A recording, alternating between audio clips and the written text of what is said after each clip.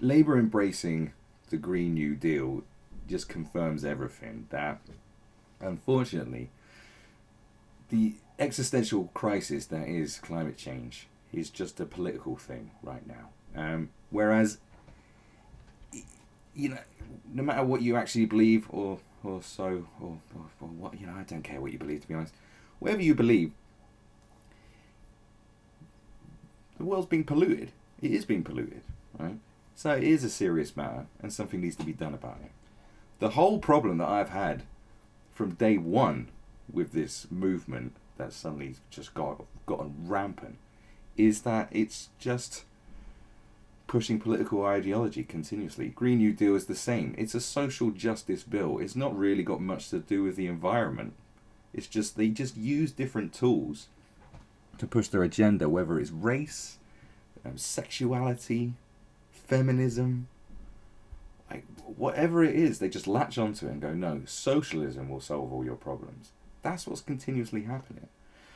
Now, with something as big as, pollution and the fact that the Earth might turn into a fireball in 12 years' time, should be enough for everybody to come together and go, yo, let's do something about it. But that's not what they want. They just want to point their fingers at people and continuously bash capitalism. Whereas capitalism is adaptable. Business has to be adaptable to changes. That's why the music industry tanked, because it didn't adapt to the changing, landscape. They didn't take any notice of it. And now, our albums ain't worth piss. And people got to tour all the time just to make money. That's not how it used to be. So a good business will be adaptable. And hell, if we all switch to electric cars, we could shift the balance of power worldwide. No more Saudi Arabia waving their dicks around telling us what to do. Hell no. They'll be gone. Bye-bye. But no, they'd rather have these precocious children, and here's some of them in a photo right now, screaming. Like, I've seen videos, not just Greta Thunberg, going, "You've stolen my dreams. You've ruined my future," or whatever the hell she's going on about. It's like, don't get someone up on stage talking like that if you want to win over the other side. Because all I've seen is people sharing that video on Twitter and going, look at this nut job. Look at this exploited little nut job. It's a fact. Like, just where's Science Man? We need Science Man. Where's the Science Man? Could you imagine if Martin Luther King wasn't Martin Luther King? Instead they said, no, Martin, we don't want you. Can you get your nephew, little Bobby from Atlanta, little Bobby who reads books with his big old glasses, to get up there and just rant at people, please? Can you just rant and say ridiculous things to the people we're trying to convince to give us equal rights? That's a better option, isn't it, Martin? I know you're a very good speaker and very good with words and people look up to you, but we want little Bobby, please. Can we get him up there? No, you don't do that, do you? You don't get little shitty Bobby from Atlanta, a 12-year-old nut job, going, "Hey, we want to sit at the front of the bus." You don't do that. That's not how you win the war. What the hell's going on? If you've got and it's something like 98.5% of scientists agree on climate change, well, can we get the best one who can talk to come up there and and do some stuff? Where's he? I just don't understand it. It's bothersome. And the fact that they're doing this because, children are malleable, this is why businesses prefer to employ younger people, students fresh out of university so they can mould them. This is why young people make good soldiers, because they have no sense of their own mortality. They can be moulded. They can be broken down and built back up into the image that they want, turned into a killer, because that's what happens to kids. The army know how to recruit, so do political lunatics. I'm not even gonna, I'm just not gonna call them the far left or anything like that anymore. The far right are lunatics, the far left are lunatics. These people are loons, and all the loons are running around talking too much, and everyone else is just sitting back going, "Oh, well, I don't want any trouble today. I need to go to work." No, let's start telling these loons to shut their mouths, because there's an existential crisis coming. And every time, as you know, I've seen another video of some girl just stomping around the stage. That's literally what it sounded like. She was just going. I was like, whoa, who let her up there? This isn't the way you do it. Because you want to unite people, but instead they just want to attack each other. And every sensible person who's moderate is just like, oh God, stop it. Stop it now. We can't let them run away with climate change and claim it as their thing. Do you know what I'm saying? And push forward all these lunatic policies. Because that's all they're doing. Because the first thing they'll say is, oh, the Industrial Revolution. You know, the thing that changed so many people's lives, enabled people to become their own bosses, you know, boosted literacy by just like made so many people literate, improved the prospects of billions, but they're just bashing it because colonialism and the environment. It's like, well, that was like hundreds of years ago, man. The world was a very different place back then. No one gave a fuck about like going into a country and going, right, it's ours now, shut up. Like, that's how, it's war-minded, that's how the world worked. Thanks to capitalism, you don't need to go around doing nonsense stuff like that no more. And then you go, oh no, but they are, the exploitation of Africa, blah, blah, blah, blah, blah, blah, blah. Alright, well, let's start doing it better. Capitalism works, business works when it becomes adaptable. It becomes adaptable. The music industry tanked because it wasn't adaptable. Because it refused to look at the changing landscape with digital downloading and file sharing. They're like, oh no, that's just a fad, like tapes. You idiots. Now look at the music industry. It's terrible. It's a terrible place to work. You know, businesses should be allowed to die. Anyway, we can't allow this kind of thing to happen because Labour adopting the Green New Deal is just proof. I mean, it's just a document written by children for lunatics. Like, everybody gets a pony, because that's what Jeremy Corbyn does. There's no sensible political leader now in the UK. There's look at the options you've got. You've got the current Prime Minister, who is Boris Johnson. Yes, that's right. Did you forget? He's Prime Minister. He's an actual Prime Minister now. But who have you got as an alternative? The most feeble-minded lunatic of the Liberal Democrats. I can't even be bothered to say her name. I can't. Jess Phillips. No, not Jess Phillips.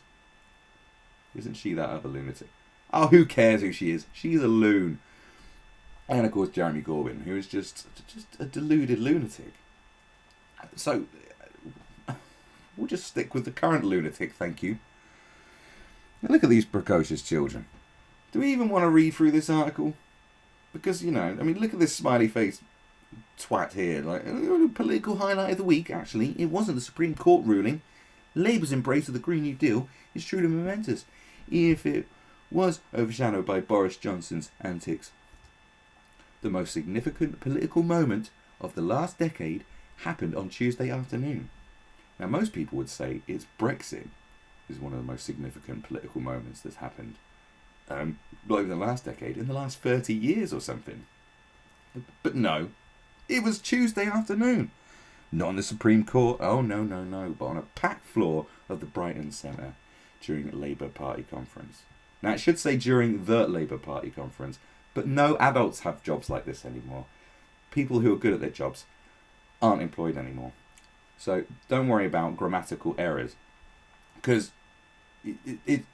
there's no one doing stuff that should be doing it anymore. They've I don't know where they are. I don't know what happened to them. Maybe they all died. I don't know.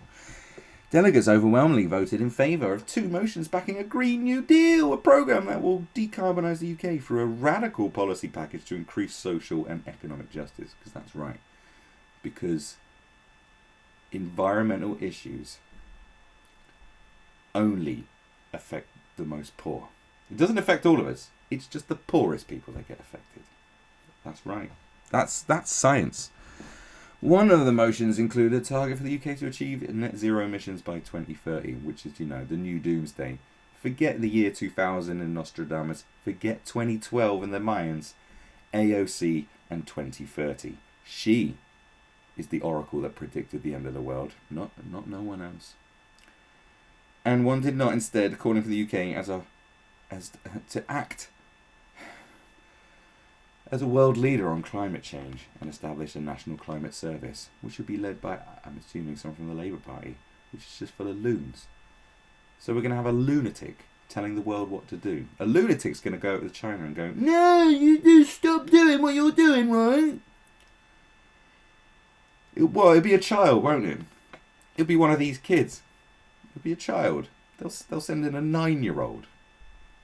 You know. They'll send in a dyspraxic 9-year-old who'll start crying. You know. That's what happened. The 2030 net emissions target now has a very real chance of being included in the Labour Party manifesto. Jim Pickard, chief political correspondent for the Financial Times, said the target was one of the most radical policies by a mainstream political party in my lifetime. Yeah, radical doesn't always necessarily mean good. The motions had a tricky journey to the conference floor. On the one hand, the GMB union, which represents thousands of workers in the fossil fuel industry. Do you remember when the Labour Party represented working class people? What happened? What happened? Anyway, it could not support a 2030 target without a credible transition plan for its members. On the other, Labour for a Green New Deal, a grassroots organisation run on a voluntary basis by young Labour members. So you know, that's not going to be good. Just saying. Because, you know, like I said, they will just recruit the young and malleable. You know. And say, go on, push our lunacy, please. Felt that the target was non-negotiable because of the urgency of the situation. No, we won't do it. I will not put my toys back. I will not get out the sandpit. I know I'm being a bit, you know, but it is, isn't it? And so 2 separate motions were debated. Both were won, and in the end, neither contradicted the other. Instead of the GMB motion, could be seen as a challenge to the Labour Party and its grassroots activists to come up with a concrete plan to meet the 2030 target. The fact that both motions passed gives the party wriggle room to respond. The response to the 2030 target has ranged from jubilant to muted to panicked. Unsurprisingly, the latter type of reaction came from the CBL, which argued that there is no credible pathway to a 2030 target. I don't know, probably isn't. This is the kind of thinking we can expect to see from an organisation that wants climate catastrophe to be averted without major changes to business as usual. Like I said, if you want to make massive changes, there's going to have to be some hardships. There's just going to have to be. But that doesn't mean pushing forward lunacy. It's very weird that, you know, the whole thing with Brexit is there's going to be a period of darkness before you see the light, as with any revolution. I'm not saying it is a revolution, but people might view it that way. You know, major changes, and people I don't think people are willing to put up with what it takes, especially the younger generation who, and people go, oh, stop slating the younger generation, but it's like, look, they've never had it so easy. They've got so much access to technology, that so much convenience that affects the environment. And the fact is, like, do you think they're going to be prepared for the hardships that are ahead? Do you think they thought this through? Because some people are war ready and some people are not. Older generations will know about hardships and will put up with it better. It's just the way it is. You know, most of us have become way too used to stuff being super cool and super easy. You know, are we prepared for it? Forget Brexit. You know, Brexit. That's the weird thing. Brexit's all doom and gloom, but to make radical changes to the fossil fuel industry and to industry in general, it's going to mean a lot of hardship. You know, a very a financially tumultuous. What's the word? I don't know. A period of shit, basically. A period of shit. But they're not talking about the period of shit that's going to have to happen. There's no doom and gloom about that. In fact, they haven't even acknowledged it. So that's fine. But Brexit's terrible because of all the doom and gloom. Isn't it? It's like, look, what is it? You know? Anyway. The reality is the science demands a pathway to net zero emissions by 2030. If that isn't possible within the current system, then it's the system that needs to go, not the target. See, they want the system to go. Perhaps the CBI should ask itself what the future for businesses looks like in a world where extreme weather collapses buildings, where British people are transformed into climate refugees as sea levels rise, and where politics is even more fractious and unstable as our representatives struggle to respond to the consequences.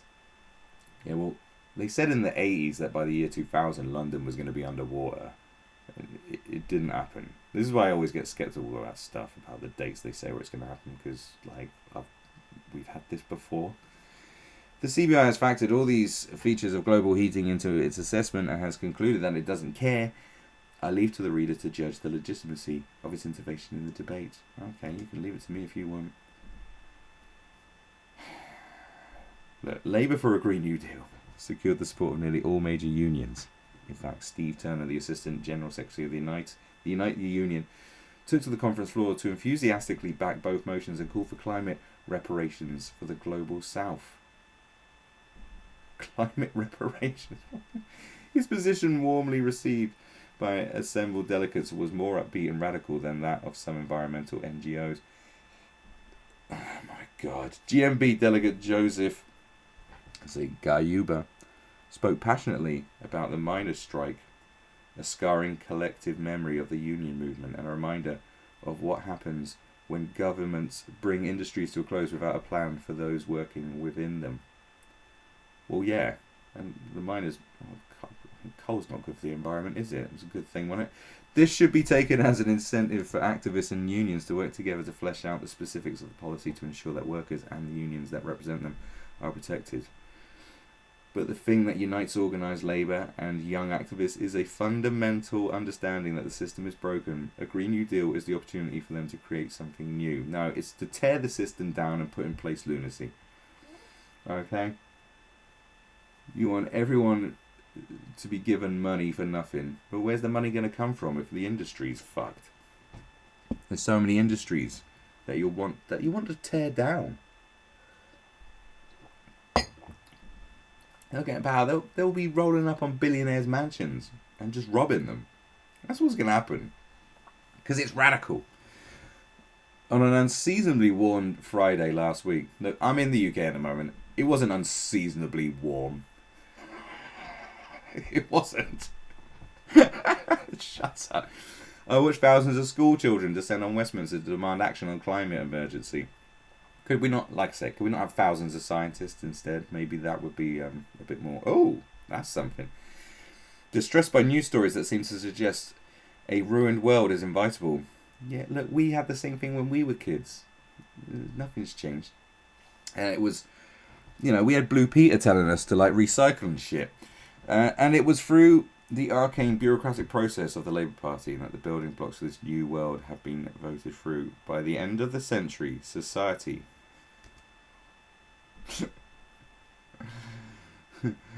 will, as we understand it, will be unrecognisable. Either we will live in a decaying, overheated brown wasteland like the one the current government is taking us to. Oh my God. Or in a world with shorter working hours. Well, because there'll be less shit to do because all the industry's going to be torn down. Cheap public transport. Well, how's it going to be cheap? Verdant forests and good jobs. No, it's not going to happen. What are you talking about? Utopia is never going to be achieved. These motions were the first step towards the latter. Perhaps one day our grandchildren will ask us where we were when it happened. Where were you when it happened, when the world turned into a lunatic asylum? Oh, well, I was praising it. I was praising it coming. No. It's not the way. We've got to stop these lunatics. We've got to do something about the climate and adapt industry. They just want to tear everything down. Tear everything down and enforce this idea of that we can achieve utopia. You cannot achieve. It's unachievable. Paradise is unachievable because we will eventually destroy it. That's how it works. It is written. It is written. In many books of mindfulness, many philosophers, it is written constantly. It's something people know. You cannot achieve utopia. You will never. When you reach paradise, you will destroy it, because we are human beings. Naturally, we are destructive and violent and aggressive. That's how you survive. This is unachievable. With the Green New Deal is just lunacy. It's something put forward by people who don't think properly. They just think that socialism is this great thing, and it's not. It's unachievable. But for some reason, it's just, it's just raised its ugly head again and gone rampant. And they've, like I said, they've latched on to everything, including, the environment. Can't let them win. And they're trying to poison the minds of children into thinking that this is the way forward. No. The best thing you can do is make individual steps. Recycle more.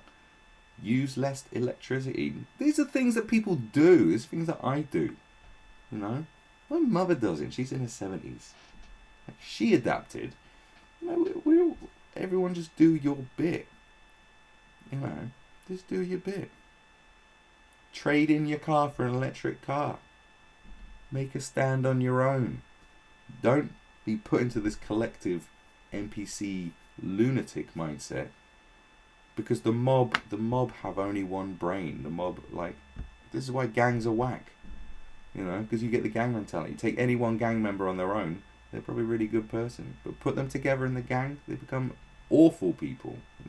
Collectives literally turn people into awful people. When you all have one mindset. You don't just stop thinking for yourselves, and then you don't see what you're doing.